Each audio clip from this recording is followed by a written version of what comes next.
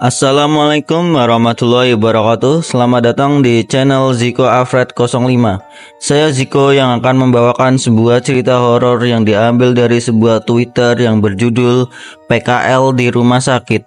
Tanpa perlu berlama-lama lagi, langsung aja dengarkan ceritanya sampai selesai. Dan jangan lupa kalian subscribe, like, komen, dan aktifkan tombol loncengnya agar kalian tidak ketinggalan dengan cerita-cerita horor lainnya. Bagi kalian yang mau membaca ceritanya, bisa klik link yang ada di bawah deskripsi. Dan bagi kalian juga yang punya cerita horor, bisa kirim ceritanya lewat email yang ada di deskripsi.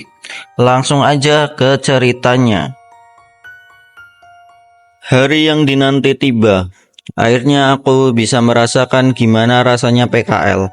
Ya, walaupun banyak juga cerita mistis ketika PKL, tapi bagiku horor itu ketika aku telat menunaikan kewajiban sholat.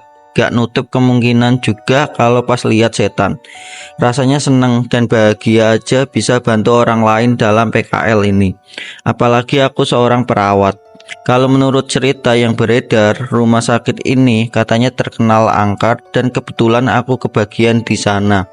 Ya, walaupun hampir semua rumah sakit pasti angker. Tapi mau gimana lagi, dan ini pengalaman seram pertamaku waktu itu. Teman-temanku biasanya manggil aku Putri. Aku kuliah di kota ini juga kebetulan. Waktu itu aku sudah selesai berberes untuk perlengkapan buat besok berangkat. Setelah semua siap, aku bersama kakak berangkat menuju lokasi. Gak sampai 1 jam kok perjalanannya. Tibalah aku di asrama. Waktu pertama kali aku menginjakkan kaki di asrama, rasanya kok gini banget ya. Merinding aja liatnya. Udah kesan seramnya juga. Tapi aku coba untuk gak mikirin ke arah mistis. Takut kalau nanti malah kejadian. Singkat cerita, setelah memasuki minggu pertama masa PKL, kebetulan nih aku kebagian shift malam. Dan waktu itu rekan shiftku ditemani sama 3 orang laki-laki dan 3 teman perempuan. Namanya Dian, Sasa, dan Mega. Nah, aku lupa jam berapa. Tapi malam itu aku jaga di bagian depan atau resepsionis salah satu bangsal bersama 1 laki-laki. Namanya Agus, dan teman-teman yang lain sedang muter bangsal buat ngecek satu persatu pasien.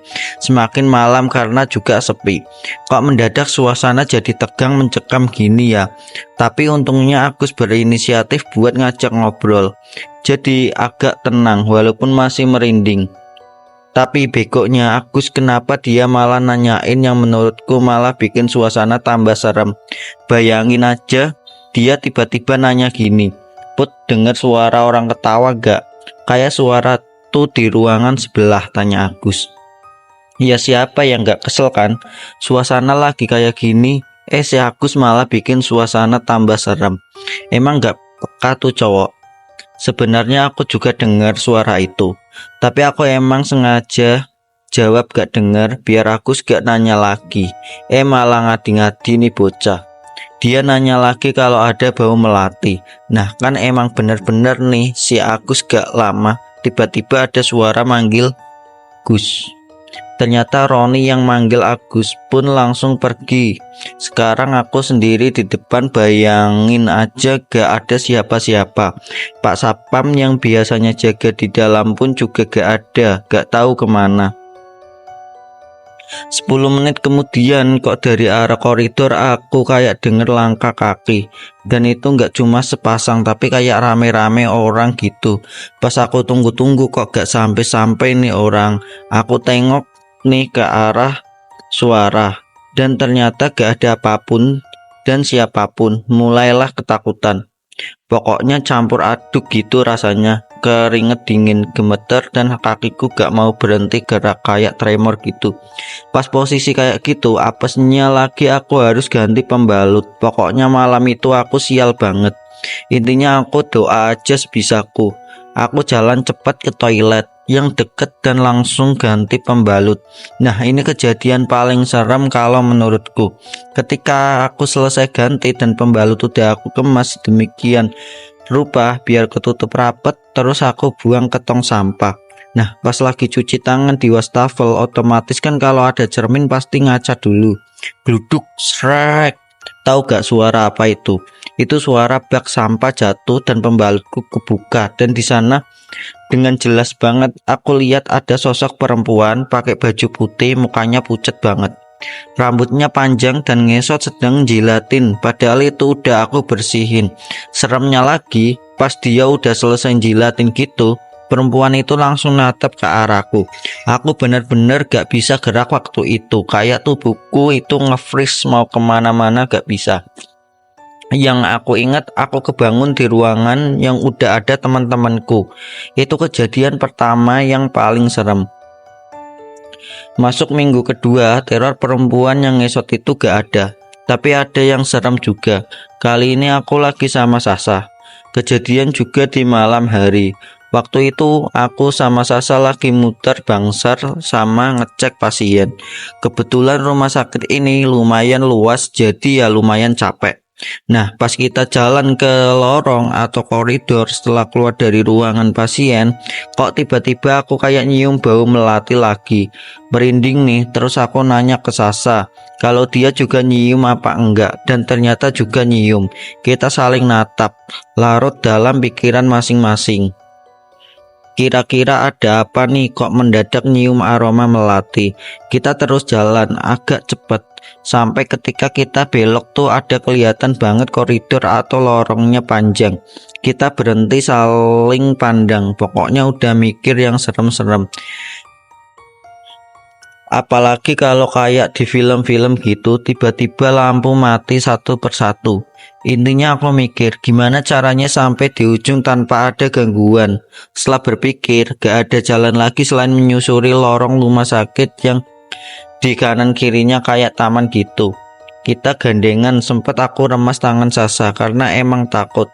Nah, pas sampai tengah, itu percabangan aku sama Sasa ngeliat ada perempuan pakai baju pasien lagi berdiri gitu di sisi lorong sebelah kanan. Akhirnya kita samperin nih si pasien.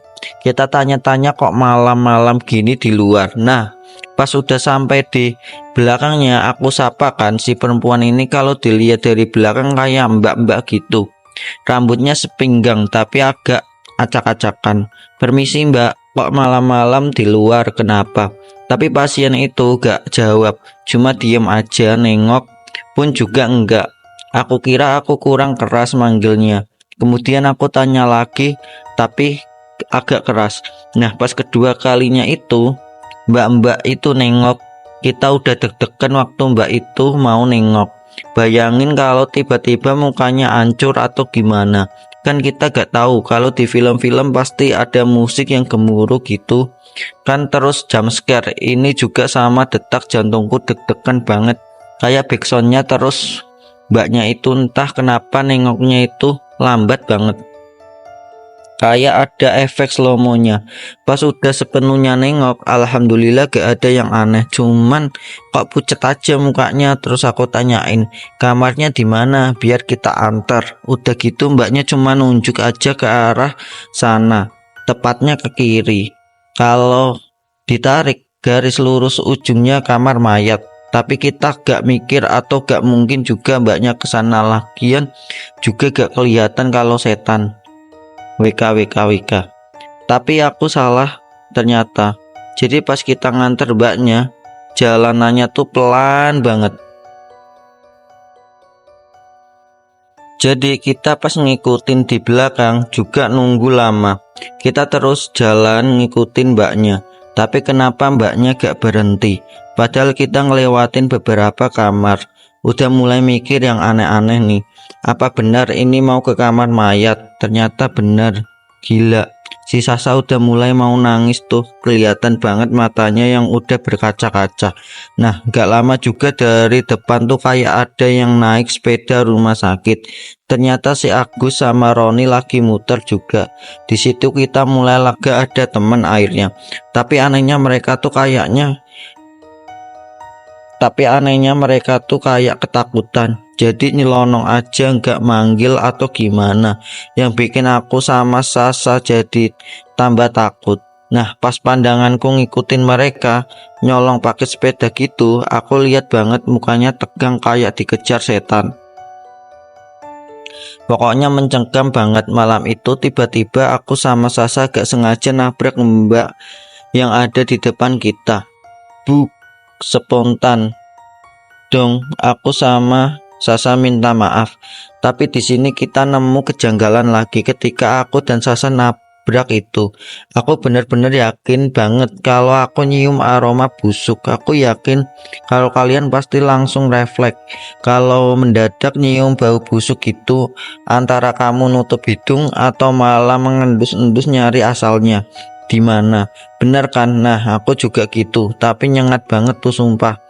Kayak aroma busuk itu ada di tepat di depan kita. Kita saling pandang tapi sama-sama nutup hidung. Jadi posisinya kita ini di belakang mbaknya persis. Gak lama mbaknya ketawa, ketawanya itu manja gimana gitu. Kayak dia tahu kalau kita lagi keganggu sama bau itu. Kita mundur pelan-pelan. Aku udah ngerasa gak bener nih. Pas aku punya pikiran kayak gitu, mbaknya nengok. Bener-bener nengok tapi badannya gak ikut gerak, cuma kepalanya aja yang berputar ke belakang. Astagfirullah, Sasa ngucap istighfar tapi kenceng banget. Nah sialnya Sasa langsung pingsan. Di situ aku udah gak tahu lagi mau gimana. Yang jelasnya pertemanan kita lagi diuji. Aku ninggalin Sasa sendirian buat minta tolong ke teman-teman yang lain. Tahu gak ceritanya selanjutnya? Masih ingat aku sama Roni naik sepeda? Aku mau ketawa takut dosa. Tapi ya emang kenyataannya kayak gitu. Mereka juga pingsan di lorong. Kayaknya mereka tabrakan gitu terus jatuh semua. Aku bangunin mereka, untung aja mereka terus sadar. Aku ceritain kejadian barusan. Tapi karena masih dirudung ketakutan, mereka gak berani. Akhirnya kami minta tolong sama Pak Satpam. Sebut aja namanya Pak Basuki. Beliau udah lama kerja di rumah sakit ini. Dan cerita tentang suster ngesot dan perempuan yang aku temui tadi juga memang ada. Pokoknya Pak Basuki ini juga salah satu korban mereka. Singkatnya, kami akhirnya ditemani Pak Basuki buat nolongin Sasa. Kebetulan Agus yang kuat. Karena diantara lelaki Agus badannya emang agak atletis tapi penakut. Setelah dibopong dan dimasukkan ke ruangan perawat, gak lama Sasa sadar. Setelah itu gosok pakai minyak kayu putih. Di dalam ruangan itu sampai heboh cerita malam itu. Sampai para karyawan yang jaga pun ikutan ketakutan. Menjelang pagi kita balik ke kos. Aku, Sasa, Dian, dan Mega emang sengaja gak mau tinggal di asrama. Kita lebih memilih ngekos, lebih leluasa kalau mau kemana-mana. Sebenarnya masih ada beberapa minggu lagi nih, dan itu semua kita mengalami kejadian serem. Masuk minggu ketiga, jadi kami udah sepakat untuk menceritakan kejadian masing-masing setelah kami selesai PKL. Jadi waktu itu kami lagi di kosan kami cerita semuanya. Ternyata memang kita itu dikasih kesempatan mereka buat mempunyai pengalaman seram loh. Yang parahnya lagi ceritanya si Dian. Tapi aku mau masuk ke cerita Mega dulu. Di sini aku pakai sudut pandang yang sama ya. Aku Mega. Jadi waktu itu kebetulan aku yang jaga sama Dian. Si Putri dan Sasa masuk shift pagi. Kejadiannya yang sama di malam hari. Aku lagi dapat kerjaan bantuin di bagian administrasi. Si Dian lagi bantuin salah satu perawat di bangsal lantai 1. Kalau gak salah ingat sekitar jam 10 malam aku masih sibuk dengan layar laptop di ruangan. Aku sortir data nama-nama pasien, entah pasien baru, lama, yang udah sembuh atau yang udah meninggal. Tiba-tiba ada perawat masuk ruangan. Dia bilang kalau mau ngecek pasien baru yang baru tadi siang masuk, katanya korban kecelakaan. Dia juga sedikit cerita kalau lihat kondisinya udah parah banget tadi siang. Aku tanyain dong, emang parahnya gimana mbak? Dia jawab kalau beberapa tulangnya patah dan banyak darah gitu yang keluar. Selesai cerita, dia langsung pamit ke ruangan pasien buat pengecekan rutin. Singkat cerita, pekerjaanku belum selesai. Aku rehat sebentar karena mataku pusing ngeliatin layar laptop terus. Aku keluar ruangan buat lihat suasana, mondar-mandir nyari angin. Dan pas banget perawat tadi baru jalan di koridor. Aku samperin dan mau nanya keadaan si pasien. Betapa kagetnya aku setelah mendengar ucapan Mbak perawat. "Mbak, gimana kondisinya pasien tadi?" Kataku penasaran. "Pasien yang mana, Dik?" "Yang kata mbaknya korban kecelakaan tadi siang, Mbak. Barusan juga Mbak masuk ruangan terus cerita sama aku kok. Masa udah lupa?" "Mbak, aku jelasin lagi kronologinya. Aku liatin si Mbak perawat malah ngerengutin kening kayak heran gitu." "Lah, kamu malah baru mau ke sana, Dek. Ini Mbak juga lagi mau ambil peralatan di ruangan," katanya. "Loh, kok bisa? Lah terus tadi yang ngobrol sama aku siapa?" Aku gremengguman sendiri. Sekarang aku yang jadi parno sendiri. Gimana enggak, orang tadi aku ngobrol sama si mbaknya kok. "Masa iya aku ngobrol sama setan perawat sih?" Sambil batin gitu. Tapi mbaknya tadi gak gubris omonganku. Dia malah diem aja sambil berlalu ninggalin aku. Karena aku juga penasaran, aku ikutin Mbak perawat. "Mbak, aku ikut ya, boleh?" "Iya Dek, ikut aja gak apa-apa." Aku jalan di belakangnya sambil mikirin yang tadi. Pas udah mau sampai di ruangan, sebelum Mbak perawat buka pintu, di situ ada sosok perawat keluar dari ruangan. Tapi dia gak buka pintu, alias nembus. Dan anehnya Mbak perawat gak lihat sosok itu. Jadi cuma aku aja yang lihat. Bener-bener kayak manusia tapi transparan. Karena saking fokus ngeliatin, sosok itu malah nengok sambil senyum. Spontan aku takbir, Allahu Akbar. Sebelumnya aku jelasin dulu sedikit tentangku ya. Jadi emang dari kecil aku ini udah bisa ngelihat makhluk gaib. Tapi gak tahu kenapa aku sampai gak bisa bedain itu manusia atau setan, apalagi kalau yang menyerupai manusia. Makanya aku gak pernah takut kalau ketemu setan. Bentar, kejadiannya gak itu aja. Ada satu kejadian lagi yang bikin aku sedih, yaitu ketemu sama Korin, salah satu pasien. Ceritanya gini, di hari yang berbeda, waktu selesai dari toilet, aku keluar jalan lewati lorong rumah sakit. Siang itu emang lagi banyak orang yang lalu lalang. Saking banyaknya sampai penuh dan sesak. Karena yang lewat gak hanya manusia, tapi setan juga lagi beraktivitas. Banyak banget setan yang compang-camping, bau amis busuk jadi satu. Tapi karena aku hafal satu amalan yang bisa menangkal baunya, jadi aku aman, gak keganggu. Nah, aku lihat tuh ada sosok bapak-bapak lagi berdiri di depan ruangan pasien. Mungkin umuran 45-an.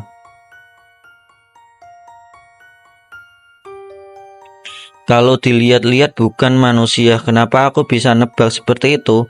Karena aku butuh waktu untuk mastiin kalau dia benar-benar bukan manusia.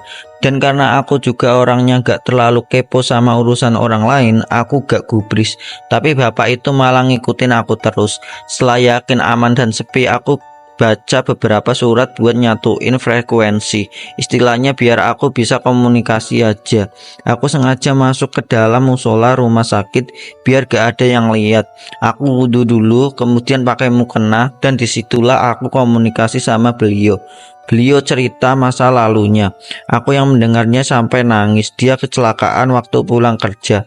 Padahal di rumah sudah pasti ditunggu sama anak dan istrinya. Dan paling nyeseknya lagi, bapak itu baru aja beliin mainan buat anaknya. Tahu gak mainan apa? Mainan kereta-keretaan. Sumpah aku nangis itu. Panjang lebar bapak itu cerita. Kemudian di akhir cerita beliau nitip pesan. Beliau bilang gini, "Mbak, kalau sampean berkenan dan mau, tolong berikan mainan kereta-keretaan itu ke anak saya. Saya nggak tega lihat anak saya nangis." Intinya seperti itu yang aku tangkap dan aku menyanggupi. Kata kakekku, karena aku diberi kelebihan ini, jangan sampai aku pilih kasih dalam membantu dan jangan sampai kamu meminta imbalan. Aku inget banget kata-kata kakekku. Karena suatu saat pasti ada yang akan meminta tolong untuk menyampaikan suatu pesan. Dan ingat juga, lihat juga kemampuanmu, apakah kamu sanggup atau enggak ya. Seperti itulah kira-kira. Setelah itu badanku lemes banget karena komunikasi dengan gaib itu menguras energi yang cukup besar. Aku sebentar netralin dan wudhu lagi, kemudian sholat 2 rakaat. Selesai sholat dan mau naruh mukena ke tempatnya, di situ sudah ada mainan kereta-keretaannya. Sedikit kaget juga soalnya ternyata emang harus sekarang. Sampai di depan ruangan pasien, aku lihat istri dan anaknya nangis di dalam. Di sana juga ada beberapa perawat yang lagi nungguin. Karena aku juga gak enak kalau mau masuk, akhirnya aku nungguin di luar. Mungkin sekitar 10 menitan pasien kemudian dipindah. Dan ketika istri dan anaknya keluar ruangan, aku samperin. "Maaf Bu, bisa bicara sebentar?" ucapku ketika ibu itu baru saja keluar ruangan. "Iya Sus, gimana?" ibunya jawab sambil sesegukan. "BTW aku harus bangga apa gimana ya dengernya?" "Iya Sus, aku udah jadi suster dong berarti." Balik lagi ke cerita, rasanya aku gak kuat. Aku juga pengen ikut nangis di situ, tapi aku tahan dan bener-bener nyesek banget kalau mau nyeritain. Karena aku juga udah janji sama almarhum, akhirnya saat itu juga aku ceritakan semuanya. Kita duduk di kursi memanjang depan loket pembayaran. Beberapa orang lalu lalang dan suara speaker di beberapa sudut sana juga berbunyi sambil memanggil satu persatu nama antrian. Dan di akhir cerita, aku berikan mainan itu kepada istrinya kalau ini adalah mainan yang almarhum beli sebelum kecelakaan, yang nantinya mau diberikan untuk anaknya. Betapa sedihnya ibu itu sampai aku dipeluk dan berkali-kali mengucapkan banyak terima kasih. Sampai seibu juga beberapa kali menanyakan sosok suaminya, apakah dia masih di sini atau enggak. Dan aku jawab kalau beliau sekarang lagi berdiri di ujung batas antara koridor dan ruangan. Sekarang kita lagi duduk. Dan kata-kata terakhir yang diucapkan oleh almarhum untuk istrinya adalah, "Bu, maafin Bapak kalau selama Bapak itu bersama selalu merepotkan dan menyusahkan. Bapak titip Dito," nama samaran anaknya ya. "Jaga Dito, baik-baik dan ikhlaskan Bapak." Bisa bayangin kan setelah itu gimana ibunya? Aku nggak mau mendeskripsikan dengan detail, biar kalian yang membayangkan. Aku udah terlalu nyesek buat nulisnya. Semoga semua orang yang ada di luaran sana bisa saling menyayangi seseorang yang dicintainya. Jangan sia-siakan dia, apalagi orang tua. Bagaimana orang tua kita banting tulang mencari nafkah dengan susah payah dan kembali lagi. Itu juga buat istri dan anaknya. Buat makan, minum sehari-hari, sekolah, dan lain sebagainya, karena kelak kita juga bakal menjadi orang tua. Mohon dipahami ya para penonton ini. Ya, segitu dulu ceritaku kali ini. Aku lanjut besok di kisahnya Sasa dan Dian. Makasih buat para pembaca yang udah mau baca tulisan ini yang mungkin jauh dari kata sempurna. Terima kasih. Terima kasih juga bagi kalian yang sudah menonton dan mendengarkan cerita ini sampai selesai. Semoga video ini bisa menghibur kalian semua ya. Dan terima kasih, jangan lupa bagi kalian yang belum subscribe, like, komen, dan aktifkan tombol loncengnya agar kalian tidak ketinggalan dengan video-video terbaru dari channel ini ya. Ditunggu di video cerita horor berikutnya.